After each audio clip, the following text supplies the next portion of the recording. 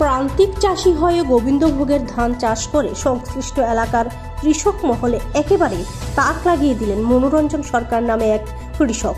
কাঠালিয়া ব্লকের অন্তর্গত উত্তর মহেশপুর ৩ নং ওয়ার্ডে মনোরঞ্জন সরকারের বাড়ি। প্রান্তিক চাষি তিনি, একজন দক্ষ কৃষক।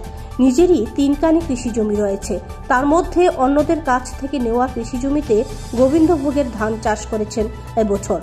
ফলন ভালো হয়েছে।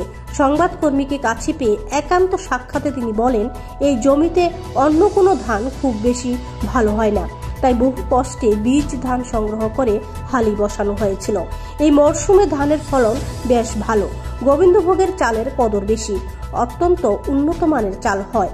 কাঠালিয়া ব্লক এলাকায় এই জাতীয় ধান এখন প্রায় বিরল হয়ে গেছে। মনোরঞ্জন সরকার, কাঠালিয়া উত্তর মহেশপুর ৩ নম্বর ওয়ার্ডে বাড়ি। আমি সবসময় এই ধরনের ধান চাষ করি।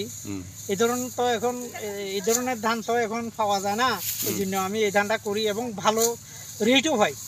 ১২০ টাকা কিলো চাউল, এই চাউলের জন্য মানুষ আমার বাড়িতে আসে। আমি প্রায় এই বছর প্রায় এই গোবিন্দভোগ এই বীজ আমি এই মানুষের থেকে সংগ্রহ করছি। প্রায় ১৫ ঘন্টা লাগাইছি, ন্যূনতম 10 মণ ধান হইব। ও অন্তত কমে ২০,০০০ টাকা বিক্রি হইব আমার। ২০০০ টাকা করে এমন।